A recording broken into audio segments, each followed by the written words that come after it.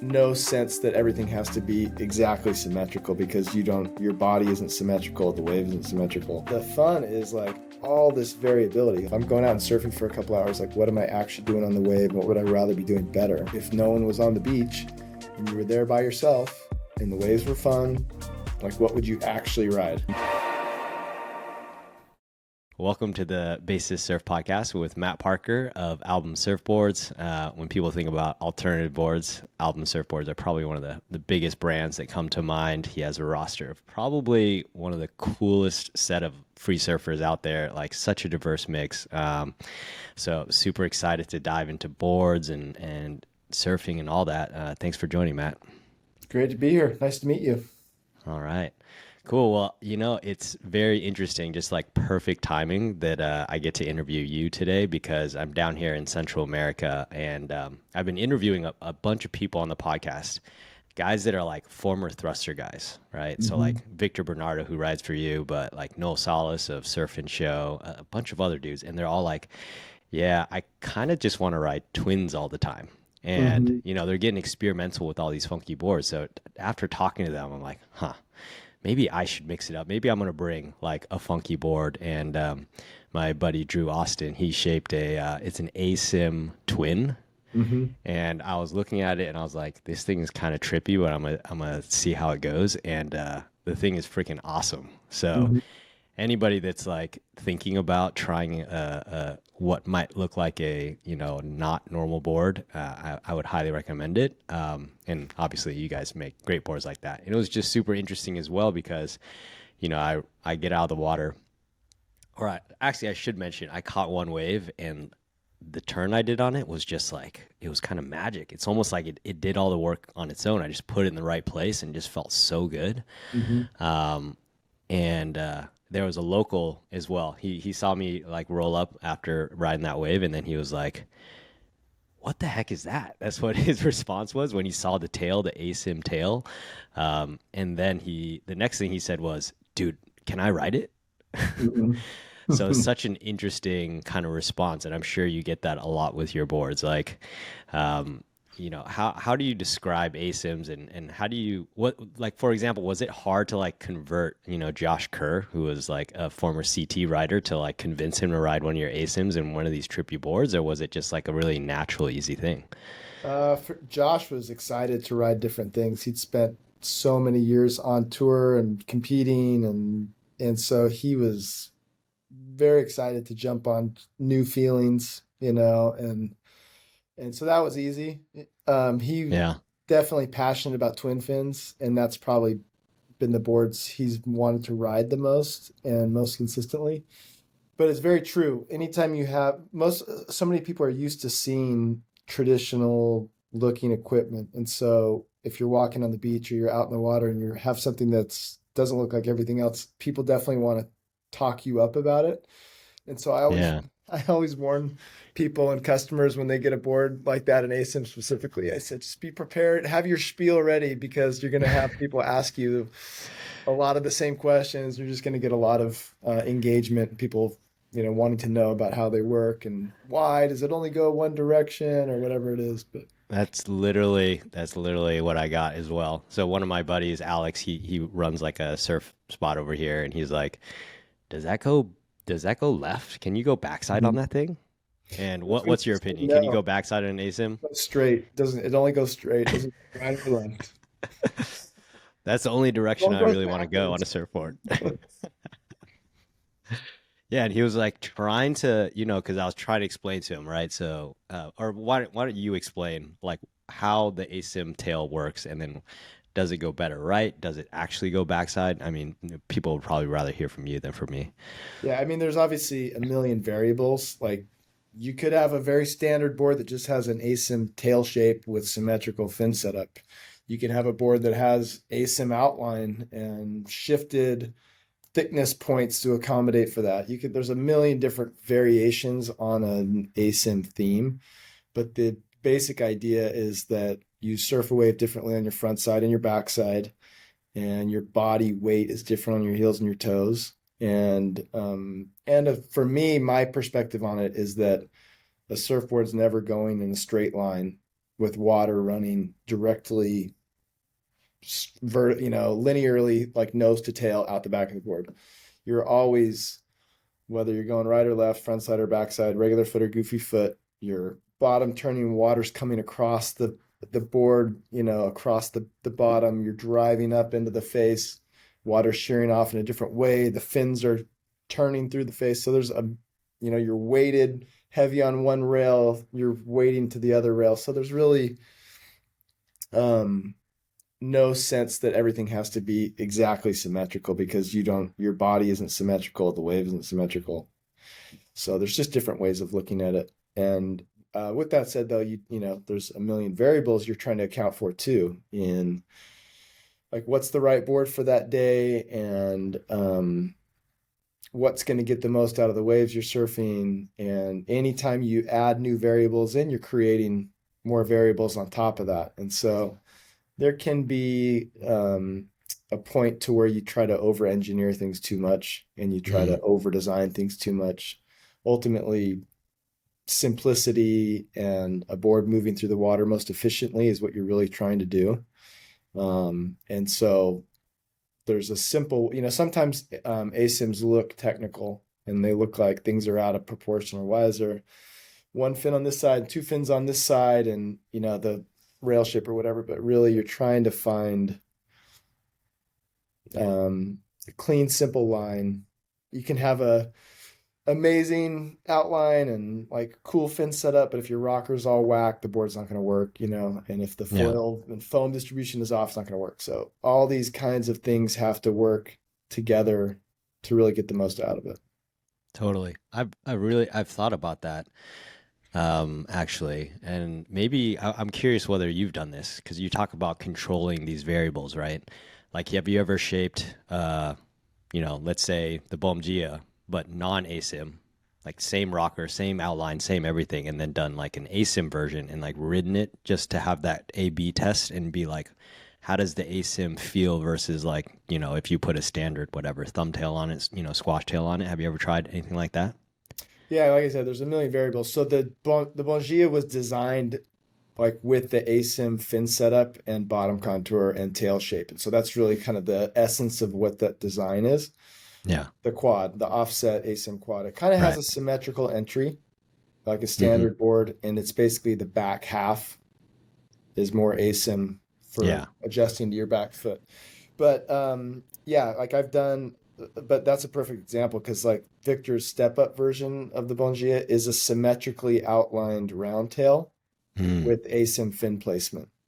Okay. So the fins are placed asymmetrically around how his foot stands, but the outline is symmetrical. So if you looked at it from the beach or whatever on land and you just kind of glance at it, it just looks like a normal board, but there's a lot more little technicality going in on the inside there. Yeah. Well, it's interesting because I think people will look at ASIMs and think they're kind of trippy looking, but I think they're actually super functional, and that was my experience with it. I think, well, there's two things that made it really interesting, right? Number one is it was wider, so it just automatically gets up to planing speed really quick. But then, because the heel side was shorter, that rail line was shorter, you can just get that pivot a little bit quicker because I think a lot of people struggle with getting their back foot all the way back. Mm-hmm. And because, that rail line on the heel was shorter and the fin on the heel had been offset and was shifted up, that just made it that much it just made it that much easier to put the board on rail, kind of going backside, I mean on a heel side turn.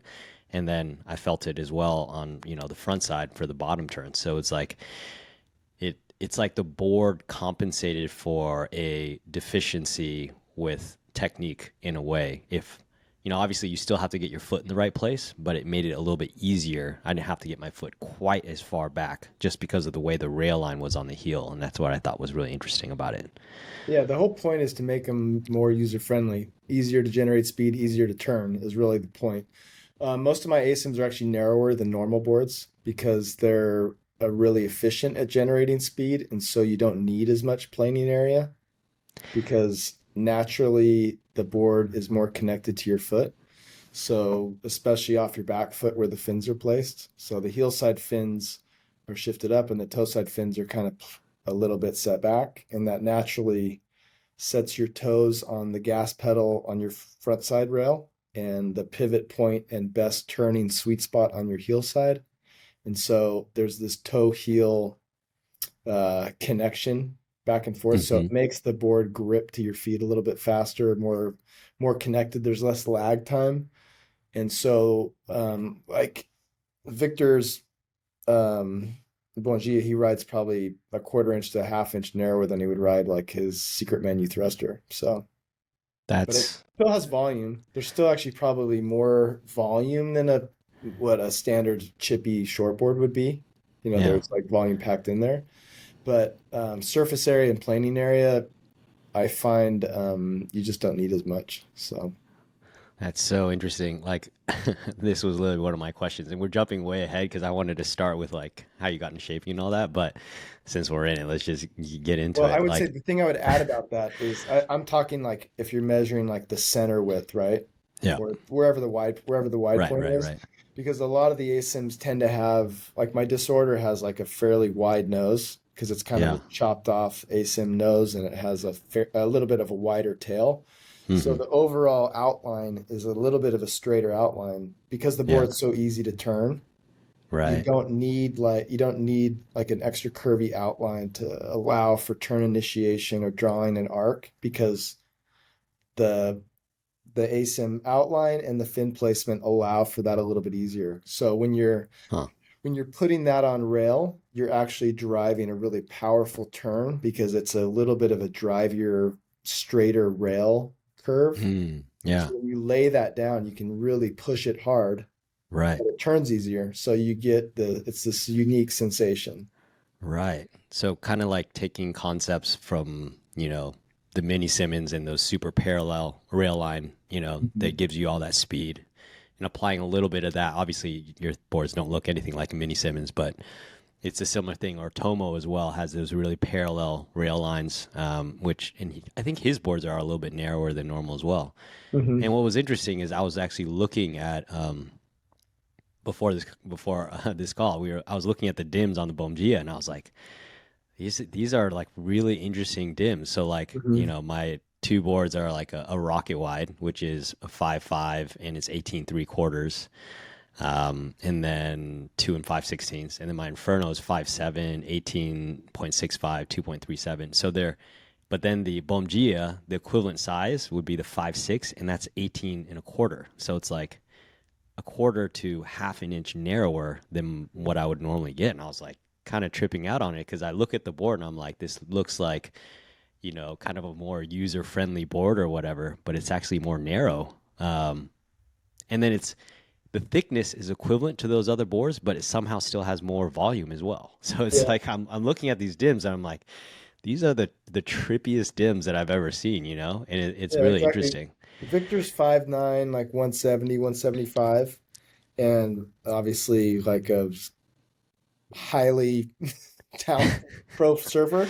Yeah. But he rides his Bonji at like 30 to 31 liters. And that always trips people out because most people do not ride enough volume or in the right amount of volume, especially most regular everyday surfers, considering most everyday regular Yeah. surf that most people surf. And with most of our ability levels, a lot of people are under volumed, or a lot of people think my boards have to fit in like this 1 to 2 liter range of Yeah. volume, and this is kind of what my thickness has to be. But like you said, 2 and 5/16, you can have five different boards that are 2.32, 2 and 5/16 thick, and they all feel completely different based on where that foam is distributed and like how much of that foam goes out to the rails and like if it's like a tapered deck, there's a million different Yeah. combinations of those numbers. So those numbers are really kind of just, I always tell people they're just reference points, Yeah. like even like Victor himself, he probably the size range of boards that he rides are anywhere from 28 to 40 liters. His Yeah. quiver, if Wow. you look at his quiver, it's like very diverse, which is Wow. kind of what we should all be doing a little bit more of. Yeah. Yeah. No, that's awesome. Huh. Well, so you're saying like his normal boards are around 31 to 32 liters and he's around 175 pounds. Okay, that kind of makes sense a little bit. That's a little bit, yeah. But do you know what his leaders were that he was riding when he was like competing on the QS and stuff? Like 26, 27. So he bumped up big time. Yeah, Interesting. for sure. And Wow. he was maybe like 5 pounds lighter, but pretty Yeah. negligible, not that much of a difference. But that's just kind of the nature of, Yeah. most shortboards are kind of designed for that, and they're designed for really good waves. A chippy Yeah. shortboard is meant to surf an Indo, an overhead surf. Yeah. Right. Hey everyone, it's Van. Hopefully you've been enjoying the podcast. Hopefully you've been listening to some good stories, getting some good tips that are helping you improve as a surfer. If so, make sure to subscribe to the podcast, leave us a review. It'll only take you literally a few seconds, and share it with your friends. That's the best way you can support me so I can continue to create awesome new content for you. So thanks. And the thing that I was all like, because my buddy had a Twinsman and I felt it up. The thing that I tripped out about it was the foil of the board, and Mhm. that's probably where you're getting all that thickness. But it's like it seems to carry a lot of the thickness to the rail. It's like a flat deck, and then it tapers down for Mhm. sure, so you can engage that rail. But like on Victor's boards, are like the Bomgia, like is that like the stock boards? Are they basically what he rides, or does he ride a little bit thinner, or does he ride with those rails being kind of that generous? Yeah, I mean the rails are like the Twinsman is a unique example because that one really almost has a concave deck or like a flat deck where if you've measured the thickness of the stringer and then you carried that thickness out, it's almost the same, a good, Yeah. 10 inch, 10 inches, in the middle of the board is about the same thickness. And so that adds a significant amount of volume from almost to the nose under your chest, almost to like you're in front of your back foot. So there's a lot of inherent just planing and flotation there, Yeah. which lets that board be very user friendly because it's tough to bog a rail on that board because there's just volume to carry you through, and it has like a beveled rail section. So where that thickness stops, it almost has like a beveled line, and then the rail really slopes down to like a finer rail. Yeah. The Bongia isn't as pronounced as that, but it does carry a little bit of flatness. It has a beak nose, so there's volume in the entry. Hmm. So a little bit more thickness under the chest. It's not like it's not foiled like a really thin shortboard in the entry. The entry of the Bongia is very effective in paddling, getting down the face, carrying speed down the line, carrying speed through turns, kind of Hmm. almost like as like a swing weight, counterweight that kind of drives through turns and Yeah. carries momentum. And so some of that volume is kind of hidden through there. And if you felt the rails in it, like his rails kind of have a low apex point where the kind of the peak of the rail is a little lower to the water, which Hmm. allows, and if you look at a lot of standard shortboard rails, they're very much like just soft neutral rails. And the rails on the Bongia are a little bit more positive because the apex is lower. And so you're kind of, when you're pressing and you're driving through a turn, you're really forcing a lot of that power into that tighter little apex point. So you feel like this like positive reaction, and the water can really shear off of it quicker. And so you feel this sense of acceleration Right. with when you're really driving a bottom turn, the board really accelerates both with the fin setup and the way the water wraps the rail and shears off the rail. Huh. But Man, I think I there's so many variables connected to that right. too, because that works because of the rocker, that works because of the amount of foam underneath your feet and planing area. Right. And then it works because there's a decent amount of concave through the board that's really, letting water really move through under the board. It's all Right. a lot of time. It's like you can't focus too much on just Totally. one of those elements because they really only work because all the elements are tied together and Yeah. Well, I connected. think that's what's really interesting about your boards is when I feel them, like if you looked at it from a distance, let's say you're not looking at like one of the Asyms. Let's say you're looking at a more conventional looking board like the Twinsmer or something. You might almost be like, oh, that kind of looks like other twins. But then when you feel it, I realized just from feeling, I was like, this is actually really different from a lot of boards that other even alternative shapers would shape. And so there is definitely some kind of magic juju that you got going in onto those boards. And obviously you got riders that know how to utilize it. And it's like, okay, these boards do really perform. So it's really really fascinating. Mhm. Huh. It's I funny guess. for me. Each one really is like a unique. Like there's some blended elements into like what makes our boards the way they are. Yeah. But the Twinsman is very different from the Bongia, which is pretty different from the Sunstone and the Freewing. They're not. There's a lot of like differentiation because I try to treat each model with like what is the purpose of this and how is it meant to be surfed and what feeling am I trying to get from this. And Right. so, not that you start from scratch every time, but for me, the fun is like all this variability. Like I said, like Victor's quiver is like this huge range, and I get way more out of surfing by riding all these different types of boards and having different experiences. Riding a quad versus riding a twin versus riding an Asym, riding a 5.8. Like I surfed today, I surfed a 5.8 quad Sunstone, and 2 days ago I rode a 7.4 stretched out twin fin Vesper with a wing. Like totally different board, totally different Yeah. experience, fun in unique ways. But that's the Yeah. That's one of the things I was gonna say is I think what's so interesting about your boards is you have this incredibly diverse set of riders, like team riders, and it seems like you shape boards that fit their specific needs and wants and desires, and each of them are so unique, like Asher Pacey versus a Josh Kerr versus a Coco Ho or whatever, that Mhm.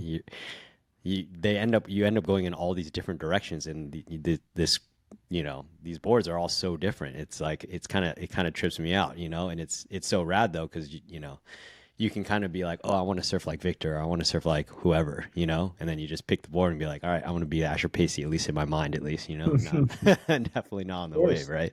Yeah, but I think that's why you have a team, or that's why you have different diverse people ride for you, because it totally opens your mind to trying different things. Sometimes you'll see other labels that have a team, but everyone kind of rides the same model, Right. right? Like you have a team of 8 different guys and they just ride the different dimensional size of one particular model, which is great for validating that one model. But to me, like that's just not what I'm into as much. I'd rather explore a lot of different Right. shapes and sizes and everything. So And they all kind of surf, not to say the same. I mean, obviously, if you look at whatever brand, they all do surf differently, but they all surf oftentimes within like this spectrum, right? mhm. Especially if we're talking about like the high performance shortboard world. But yeah, it's super interesting. Mhm. Um, we've gotten so deep down this path, but I guess we got to Sorry, keep took going you here. off, took you off the. No, I mean, what this is great though. I mean, this is super nerdy, but I think anybody that's like really into boards is gonna hopefully enjoy this. So, If you're taking the time to listen to a surfboard podcast, you are a surfboard nerd. So just yeah. embrace it. There's no way around it. There's Yeah. no way around it. So then, because I was looking at your boards, I'm like, man, I want to try one, but I'm like, how would you recommend? So not for me, but how would you recommend like somebody, let's say somebody that already is used to riding whatever. Let's say they're riding normal shortboards and they're like, okay, I want to try an album. Like, Mhm.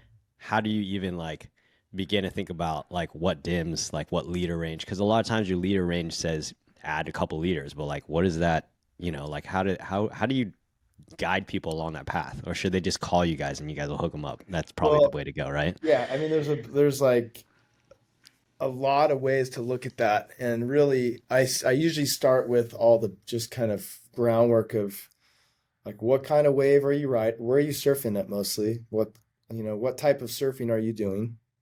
Are you trying to surf like a professional contest surfer? Are you more cruising and Yeah, just want to flow on a fish? Like at what level are you at? Like try to get a better, bigger picture of like who you are and like what your goals are. Like, what do I want to get out of this? yeah, Then it's like, okay, well, what boards are you currently riding? What does your quiver currently consist of?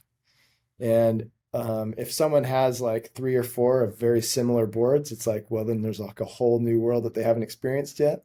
Mm. And so there's lots of options that can work for that.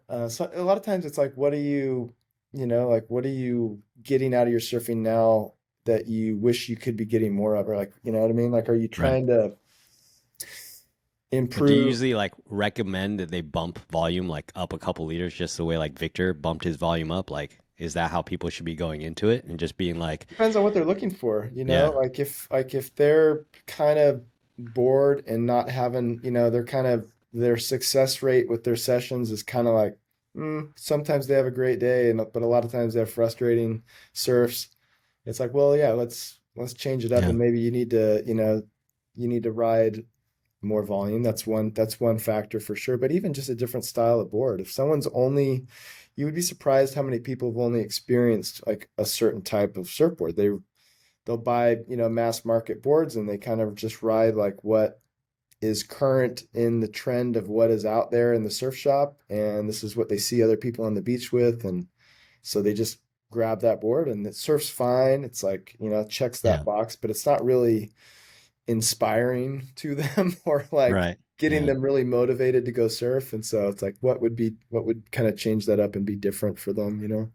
I think yeah, there's like, if somebody had only surfed like even hybrids or thrusters, and it's like, well, maybe you should try a Vesper, which is like a fishy quad with this deep channel that's really fast and is sneaky easy to paddle into waves. So you get your wave count goes up 20%, and you don't have to work for as much speed, but you can still kind of like lay it on rail and throw a turn down. And it's like that changes your whole perspective on surfing, on mm, date. You know what I mean? There's a million different factors. There's not like one set. yeah, I mean, there's plenty of boards I make. A lot of times people will say like, which board should I get, or what's the best option? And I tend to tell them there's probably five or six boards that you would have fun on.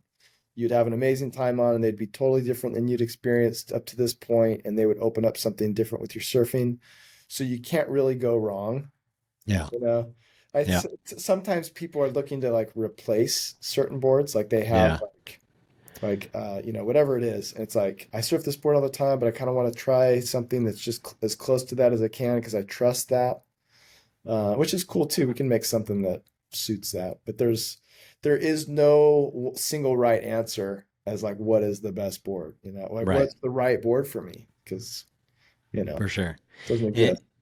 and it sounds like just having an open mind in general. I mean, when we were talking about that volume and then the width, it's like, if I was going to get a Bom G, I'm going to be like, all right, I'm going to go down like a quarter inch, like half an inch in width. And I'll just be like, all right, this is what we're going to do. In the volume might be bumped up a little bit, and but it sounds like it would work, So, Well, it's huh. honest assessment too. It's taking an honest assessment about what am I actually doing on the wave.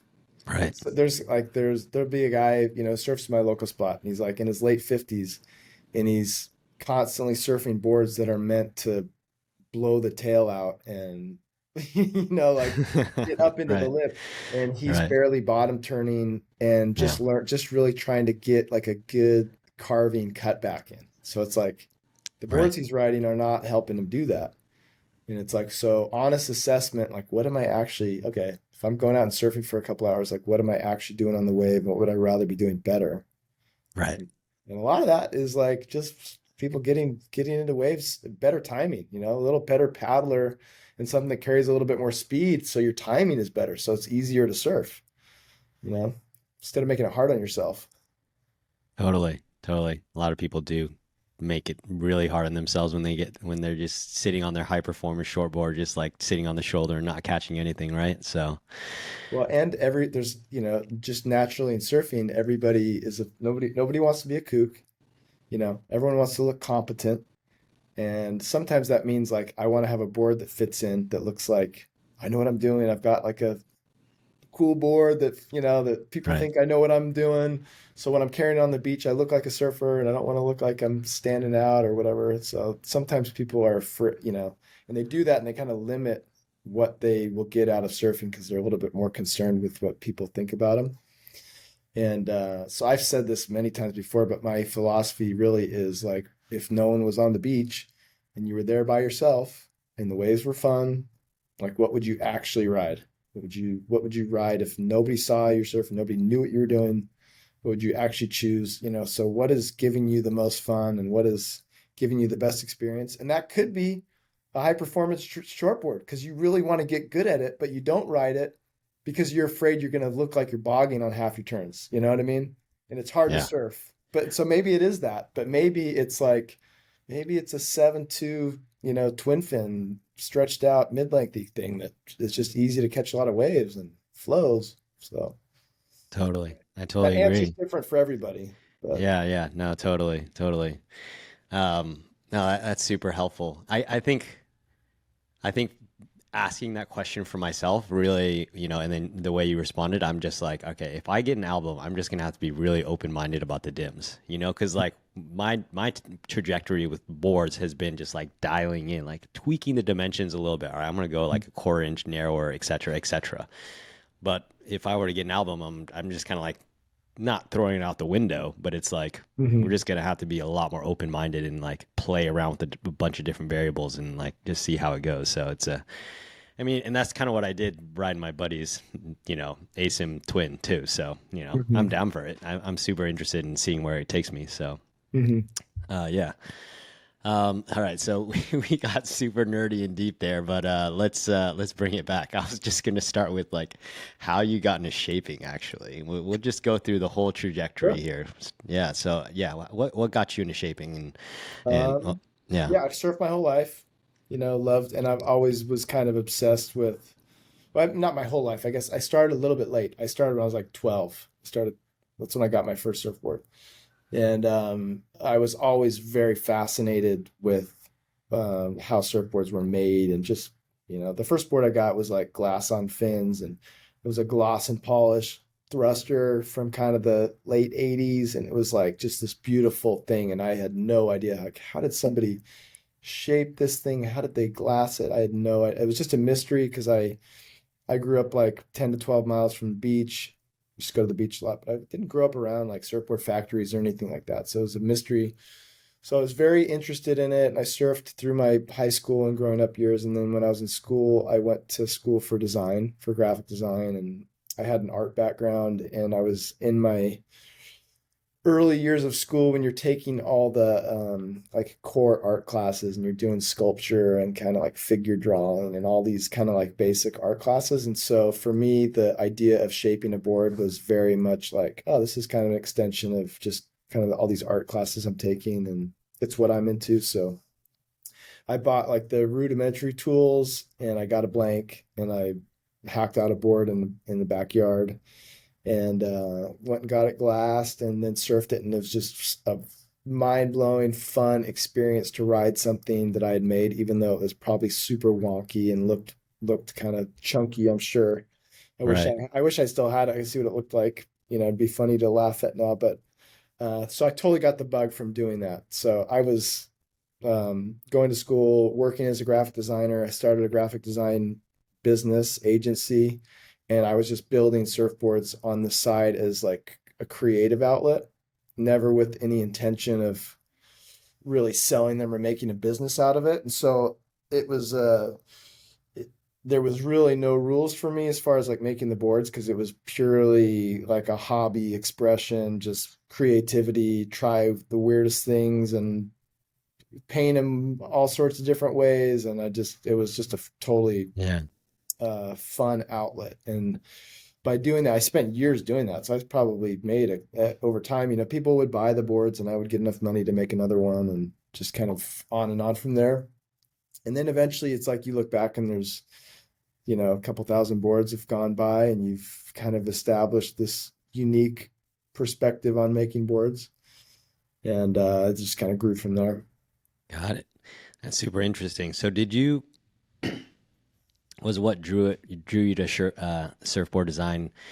Was it like a pure art, as in like, hey, I want to make something beautiful, or was it also combined with like the functionality and like improving your own surfing and just making better boards for yourself, or was it's probably a blend of the two, I'm gonna assume. But yeah, how did that fit in your mind for you? Well, also this was like late 90s, early 2000s. And if you went to like a surf shop, then there wasn't a whole lot of variety in style of boards. You could just get at a surf shop, and so it was just hard to, and even like ordering custom boards back then, it was hard to kind of maybe voice what I was really what I had in my brain to the shaper that I was trying to get shape the boards.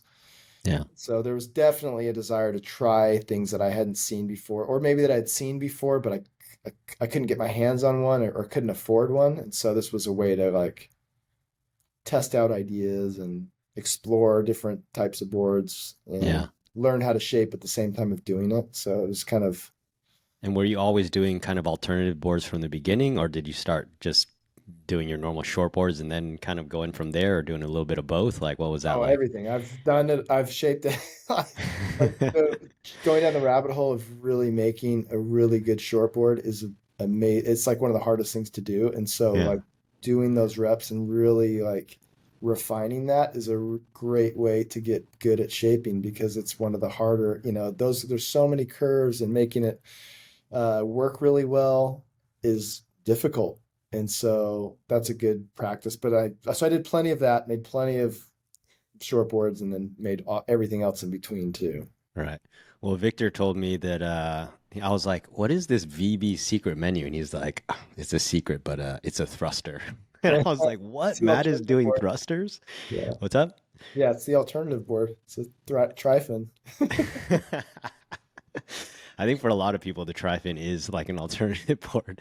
And the funny thing too is he was like, yeah, he's like, maybe someday I'm gonna compete again. And I'll be like, dude, that would be the sickest thing to see Victor competing on your boards, like Hmm. on the QS or on the Challenger series, like riding these alternative boards. Hmm. That would be super interesting to see Yeah, for how sure. he'd do. Well, a lot of Okay, people don't yeah, think, if there's people that don't know they know us from like making twin fins or something like that, or they know us from making Asyms, but it's like, of course we can make high performance shortboards too. So it's kind of fun to do that and kind of trip people out a little bit, because R- it's more unexpected. right, right. And so, how did you? I mean, that's a huge leap. So you're just shaping for yourself. You're probably building a name for yourself in kind of SoCal, and then gradually getting bigger, and then you just all of a sudden it seems like you guys have exploded, and you just I think it started with Josh, and you have all these riders now. But like that explosion was just kind of crazy. Like, how did it all work for you guys? Yeah, it's been a slow burn for 20 years. It's just like, you kind of build upon the previous year and stuff. And then it's like, if eventually once you get to enough like public awareness, I guess, then people are just more aware of Yeah, what's going on, and they're just, seeing it more and more. Certainly like having the team really helps validate the boards, and that's been really fun to see. That's one of my favorite things to do, actually. If I didn't have to make money and I could just do what I want to do for fun, it would be to make boards for all the guys and just watch them surf them, because I get the most personal satisfaction out of that. yeah, And it really does validate ideas and concepts, because I can surf competently. I can surf well enough to know what it's doing or what I'm intending it to do. But obviously, I don't surf at like Victor or Asher's level or Margo's level or Jack's level. And so seeing that concept really be taken to what its potential is, or even beyond what I thought its potential was, is where you really learn. That's where the boards really get better too, yeah, because you get this unique feedback and you see them being surfed at that level. It's like you understand more about what's making them do what they ought to be doing, and you can really refine them from there too. So you can really improve the boards. So that's yeah, probably, yeah, I feel like we're at like a point now, but like Victor's, it's so funny because he's been riding for us for a couple years now, and I don't think we've had a board that didn't go like in the last year plus. So everything, we're at this nice hum where we've made so many thousands of boards, and I've tried so many different concepts and rail shapes and all these variables we're talking about, that now I feel really confident when I make him something, or when I design something that's going to do what it's intended to do. So it's a hmm good place to be. yeah. Well, I think what's interesting is you're shaping for these really high level surfers, but at the same time, these boards do seem geared towards your normal everyday surfers as well. Like, Oh, for sure. the way the rails look and the volume and all that. I think that's what's really interesting about your boards. Um, so diving into that a little bit more. So I mean, you mentioned how Josh he was really interested in the twins, and so it kind of makes sense the direction you went with him. I think Asher was one of the other big names that you signed, big guys that you signed that I remember. And what was interesting is when because his boards with DHD, I remember looking at them, they were a lot more pulled in and refined. I remember the tail on his old DHDs was like pretty pulled in. I mean, the thing was short as it normally is, but then the rails also looked like fairly thin. Like it looked like a short board, except with like the outline of a fish and a pulled in twin Hmm. tail. And then your boards, when you did it for him, were pretty different. Like what was it like shaping for him, and what direction did you guys decide to go with his boards? Yeah, I mean, obviously he loves a shorter outline and he loves loose trucks kind of feel of a board going really fast and on the edge of disaster, where it's like shot out of a cannon and just freed up. He loves that sensation. So that's what we were going for. But if you look at like his Sunstone and Lightbender, they're super refined in the details of Okay. way like a lot of guys that are very into shortboards, like shaping shortboards, they tend to want to apply the exact same thing to like a fish or a twin fin. So that's why sometimes you'll see like their alternative board is kind of has the same rails as their shortboard does. It's just a different outline.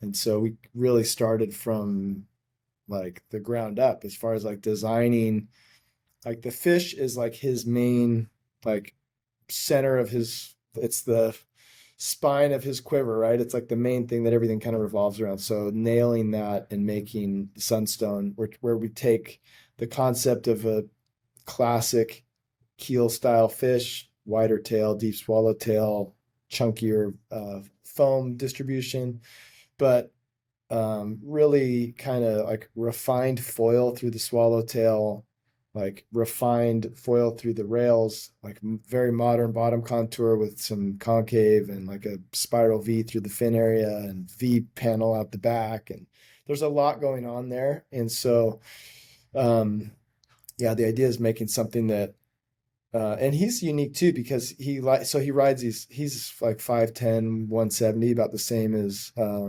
maybe 5'11", similar height and weight to Victor, but a little different frame, like a little bit more of like a longer limbs and just different frame.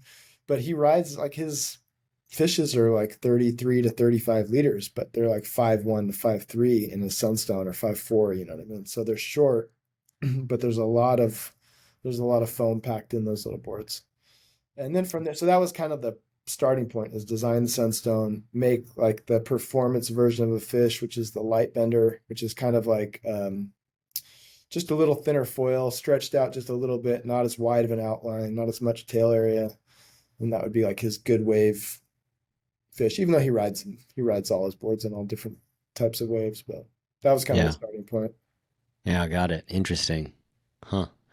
And one of the guys that you added recently was Margo Marks. His boards, his Vesper. Like, tell us about the Vesper. That looks like a really interesting board as well. Yeah, Brendan is amazing. He's like iconic free surfer from the 90s and 2000s and has just a very loyal following because his surfing is just timeless and beautiful. And it's very relatable too. He's like 51 now and still surfing really well. But it's like, it's kind of nice to see somebody with gray hair and a little gray beard still ripping because it's inspiring. I'm in my late 40s now and it's just inspiring for most regular people to see somebody like him surfing that well. And he's another one who's very open-minded to trying different things. Like in the 90s and 2000s, he rode longer, curvier shortboards. He used to ride like a lot of rail, and he was really known for these power turns and power carves and really critical drops and surfing like aggressively in big waves. And so we wanted to make him something that was like that had some rail, had something he could push around a little bit, but is a relevant board for someone in their early 50s who's 6'1", 205 pounds. You know what I mean? So So the Vesper kind of came from some elements of our plasmic model, which is like a little short, chunky, little deep channeled twin fin. Margo had always loved quads, and so I knew that like applying a quad setup to that bottom contour would be really effective. And then it's just reshaping the outline, sizing one up from 6'2" to 7'2", and just kind of making it fit with how he surfs. And yeah, that's I ride that board all the time. That's one of my favorite boards. Interesting. Wow, that's crazy that the Vesper came from the plasmic. Because when I Yeah. think the plasmic, I just think this short little stubby thing, and then the Vesper is like, way more drawn out. That's You fascinating. want to know the trippier part of that too is that the plasmic came from us making a soft top. We were we our soft tops are made by Marco foam. They're these like injection molded foam boards that are made in the States here. And to make those boards, you have to make a mold. That's how the board, because it's Yeah. injection molded. So like shaped a short, chunky, like 411. And because it's a mold, we could do these kind of cool things that you can't really do normally do with a soft top, like doing a channel bottom and the slot channel and twin fins with real fin boxes. So I designed this board. Um, and it was actually, that was the prototype was a glassed board. And that was the first board that Asher ever rode from me before he even really rode for us. When he was thinking about signing with us, he was coming through California and he was going down to Mexico. And obviously, he rides all these tiny little boards, and I didn't have anything in stock that I could like send with him to try out. So I sent him the soft top mold prototype 411, and he went to town down in Mexico on the points down there and had like an amazing time on it. I was like, wow, that's pretty kind of cool. And That's crazy. that eventually became like our one of our soft tops that we had come out, you know. I just can't believe his first board that he rode from you was a soft top. That's just Well, it hilarious, wasn't a soft top. It was a It glass wasn't a soft board, top. but it was the Okay. prototype that we used to make the soft top. Ah, got it. I thought you sent him the soft top, and I was like, No, no, wow. no. But it's the same thing. It's like if you look at our little 411 soft top that we make, it's the same. It's basically the same board as the Plasmic. So, Yeah, wow, that's hilarious. That's mhm. awesome though.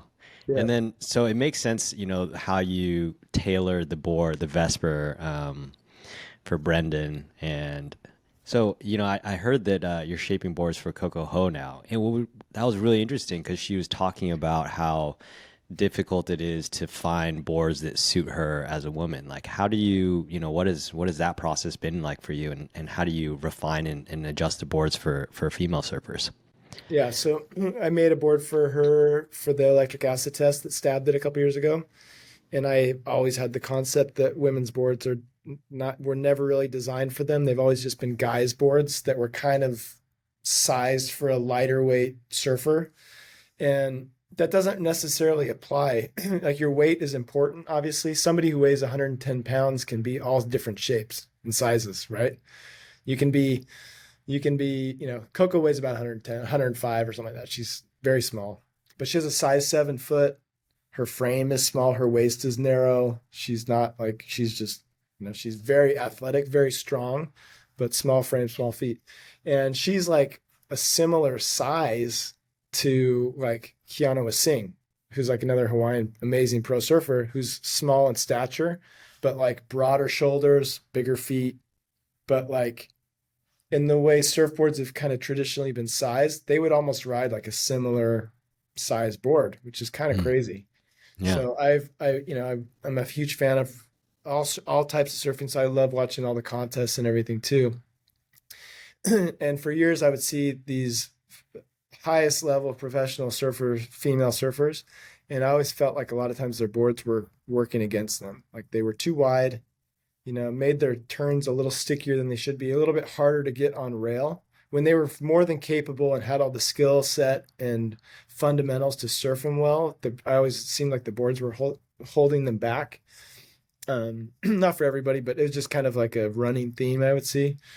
And so I always had this idea of shifting volume within a board under a smaller frame. So Coco's shortboards she used to ride when she was on tour were like 5, 5, 5, 6, 18 and 3/8, 2 1/4, 2 1/8, something like that, like 23 liters.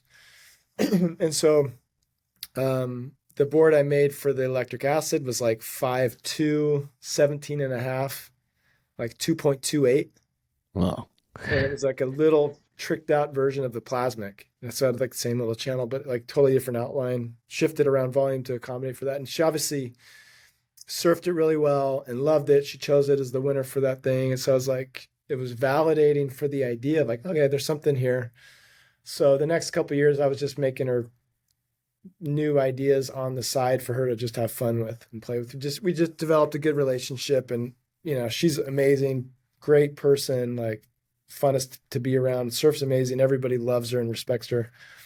And so it was just fun making different boards. And she had, up to that point, before she did the electric acid test, had never ridden a twin fin.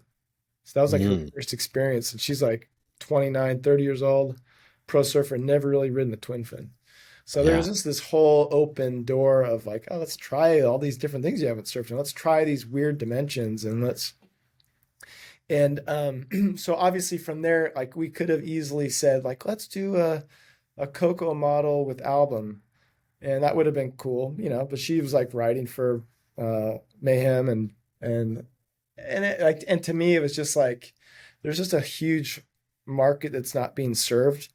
If I'm a 14-year-old girl, or I'm a 40-year-old woman, and I want to buy the the board that Steph Gilmore is riding or that Carissa Moore is riding, it doesn't exist. It doesn't exist in the market. So I couldn't even buy it if I wanted to. So it's like we need to make like let's design a line of boards that are designed around this perspective.